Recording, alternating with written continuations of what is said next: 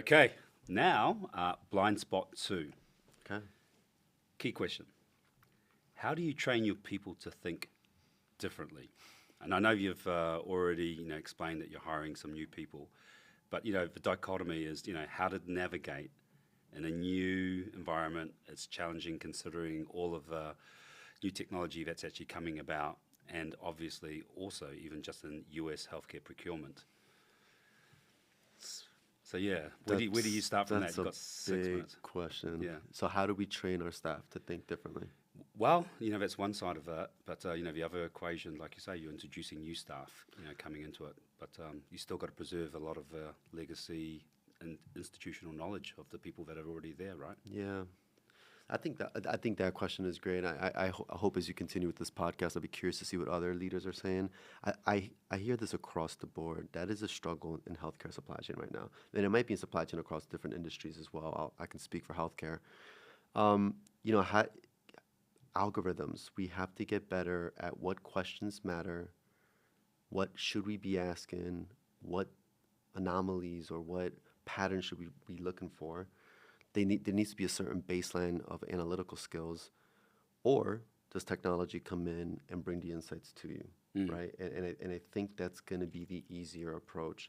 I envision, there's still this idea of investing a lot in an internal analytics team, Right. and we're actually about to do that at our organization. And sometimes I know that in the short term it's the right thing to do, but I don't know if it's the right thing to do long term. Right. Are we better off investing in tools that just bring the insights to us? Don't worry too much about having a huge analytics bench. Because a lot of people can have the conversation, they struggle with the data, right? We've talked about it, disparate systems, or even if it's one system, Yep. they just don't, maybe they're not great with Excel, maybe they're not good at Power BI. But so if you can bring the data insights to a category manager, a director, now that they see it there and it's directional, now can they go chase it, right? And ideally, I hope that's where the market goes. I hope that's where the industry goes, because everyone is so busy. I find it's the old analogy of chasing our tails. We are working hard. We're going after the spend. CFOs are asking us to save X amount. There's a new urgency, insurance, a new government policy change. So we're just chasing these negotiations. Right. And I don't know who has the time to train staff up right now. And I think that's a real challenge. And to your point, we got individuals that are really good because they've been doing this for 20 years. Then we got the individuals that are newer and they're learning and maybe they're slower. So let's just bring the insights to them and let them sit with a vendor, sit with a physician and have a conversation. I hope that's where the industry goes. Right. Yeah. That's where the industry is going to go. But, in today's environment, when you've got this current team that you're looking after, you're introducing new talent, talk to me a little bit about why and how you got the new analytics team approved inside ChristianaCare to actually help you through this process. Yeah. Because I think that's, obviously groundbreaking for ChristianaCare. It is, yeah. So I think that's where, sometimes you lead by examples. It's old analogies, right? So you find an opportunity, similar to what we talked about earlier, find a small opportunity, and then is that opportunity scalable? Can you extrapolate that? So we did one recently where, again, the old methodology is, can we go down from 3 vendors to 2 vendors and save X percent? Well, my new leader, my new director, actually went down to the detail, got down to the items, looked at invoices, found out that, where some vendors are charging freight. There's rebates on some products, but not all. So there was disparity in the contracting style between the 3 vendors in the same category, right? So just standardize that part. So when you kind of itemize it all, you start noticing opportunities. So we just had that call this morning with our EP physicians. When we showed them the data, it was clean. We got one vendor that is overcharging compared to the other vendors for the same technology. Right. If we partner, can we get that vendor to just match everyone else? They're already the leader, so they already have the market share. They should be incentivized to maintain that market share and just match the pricing of everyone else. That's a big opportunity on top of the, millions that we saved a year ago. Right. So now it's incremental. We're not asking physicians to reduce vendors. Those conversations aren't great. So then you take that opportunity and say, we had a leader that makes a good amount of money do this work. We want our analyst to do this work. Right. This is going to speed up the process. This one leader's doing trauma, CRM, and spine at the same time. Right. So it's Right. like, if he had a team of people that can do this, now he can move faster. So that's how so you got to show it. So now you take those two opportunities that are being wrapped up in a month, like this month, and now you can say that this is real value. We're gonna execute, but we can do this faster if we have the bench. Yep. So that's an example. And so is that how you got the approval to have analytics, individuals come into the team to... Absolutely. Yeah. That's how we did it. Yeah. Yeah. And so now the exponential view of taking the output from the analytics team to feed, let's say, the more highly skilled, not highly skilled, but let's say different individual skill sets that are out there to actually realize that. Allow them, how do we optimize our talent? How do we optimize our bandwidth? Now, allow those individuals to have the hard conversations, to negotiate. Yeah. So I think that's the opportunity. And then that's what we're also doing with AI. It's like, find a small use case, and is it worth it? Does it speed up how quickly you can implement? Because that's real value, right? Yep. Like we talked about examples where it takes 6 months. Well, can we do that monthly? Can we do it in 60 days? And now you're seeing real savings. Yeah. You think that there's a lot of courses out there, for procurement people to, let's say, first of all, you've got to find the time to actually allocate them. Second is, find the courses that are relevant for your team. I'm like probably the worst person to ask because I went to, I just fell into supply chain and I fell in love with it. And I think I'm good at asking the right questions. But, I'm sure there's programs out there for analytics and finance, right? Financial modeling, and that's what it is, right?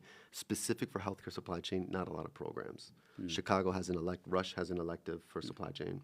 It's a two-credit course, part of a master's program. I know there's supply chain graduate programs, but I don't know how much they're getting into healthcare, right? And healthcare supply chain is unique. We're really a buying organization. So you need financial acumen. You need the ability to model different financial scenarios with physicians and your team, and then execute. Present it to a CFO, present it to a leader, and choose a strategy. Done.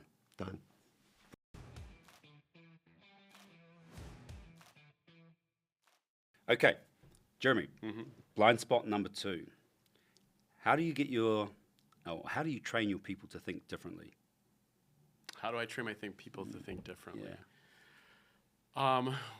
We do focus and talk a lot about what I think I mentioned earlier in the podcast about being innovative, being change-oriented, because we spend a lot of time talking about that change. Like when you think of the current environment, right? We're in a tech revolution, so things are changing fast. But then you think of even the healthcare industry landscape.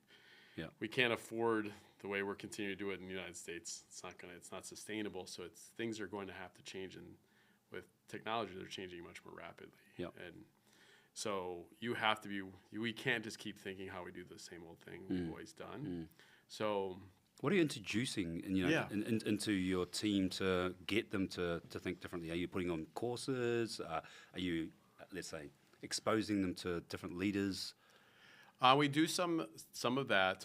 Bring in some different people to talk about that like once a year or so. Yeah. But we spend a little bit almost in all of our management meetings talking about the importance of being able to basically not just always be caught in this is how we've done things, but always think about what is the best way to do it. Think about process. Think about better ways to be improving. We teach our teams all the way down to even the frontline staff. We want them to make suggestions and put ideas out. Right. Like, how is the best way? Like, they see it every day, and we remind them all the time. Like, you guys see this. If you see little things that we need to change, or you're like, we're wasting time, money, resources, we're being effective this way if we just did this.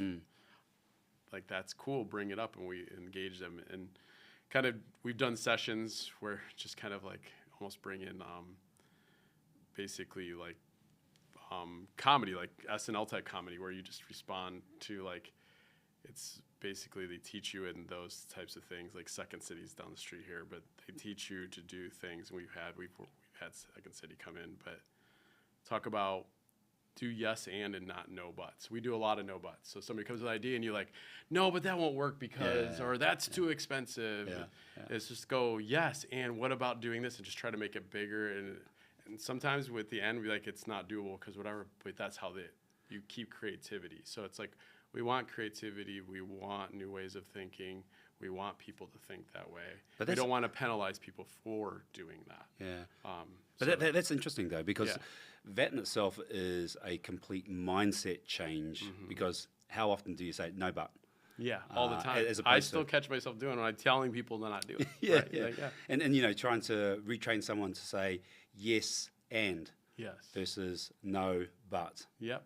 So is that just something that's from a leadership perspective that you're just percolating all the way through? Because yeah, it's and a culture change, right? It's a culture change, and like I said earlier, I try to hire leaders that think that. I mean, I look to hire my team as people that think that way, that are open to change, that like want to always do something differently, make a difference, improve things, right? And not caught up in like, oh, but this is how I've always done it, so therefore I have to do it. Like this is the one thing we don't like to hear. Right. Like right. Like a lot of people are like, well, that's how we've done it. It's worked for. It's like, so it could probably work better or something else.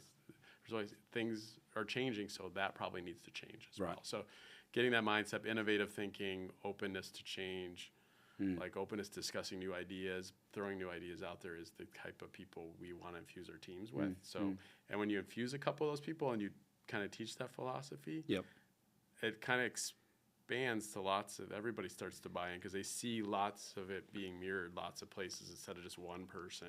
It's like, oh, they do it, and then it's talked about at meetings regularly, even if, like, because you've got these people all throughout the organization doing that way of thinking. Do you think that you hire in your own image with regards to that? I hope not. I mean, I think somewhat, but I also want people to think differently than me because we call it good friction. You want good friction. And I have somebody on my team that we actually tease him all the time. He's good friction.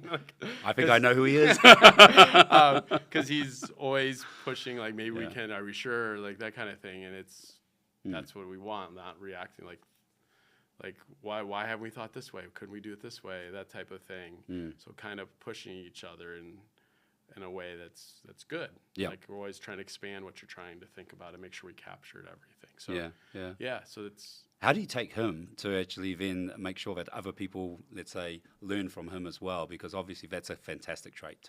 It's a what I would call a very healthy environment. Yeah, I think some of that is when some of those dynamics happen in a meeting, right? Some people, I've watched it happen in meetings I've been in where it's like, there's conflict, right? Well, there's conflict that's bad. It can be, there's negative, there's good conflict too. So recognizing and calling it out, going, hey guys, this is good. This is a good discussion. Let's not step away from this. Like, stop. Like, let's have this out. Obviously, being disrespectful in conflict is bad, but having different viewpoints and discussing that's good. So, like, stepping in and encouraging that instead of, like, just letting it go or I try to be intentional about pointing it out. Like, hey, we had a good discussion, that was positive. Where some people might have normally thought that was not positive because it's like, we disagreed. No, we disagreed, but then ultimately we took pieces of it and we start framing a better picture because we weren't fully seeing the whole picture. Now we're seeing a bigger piece. We're probably still not. Somebody else is going to come later with it, but that's okay. We can keep moving forward. So is that just in supply chain, or is this right across the board with regards to Rush? From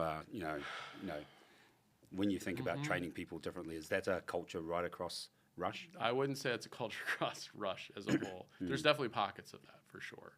I do think supply chain, we strive to do that.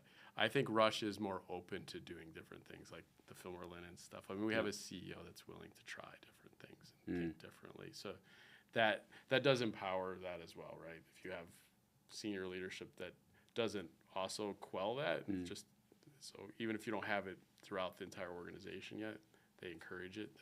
That helps. I think that's perfect. Yeah. Done.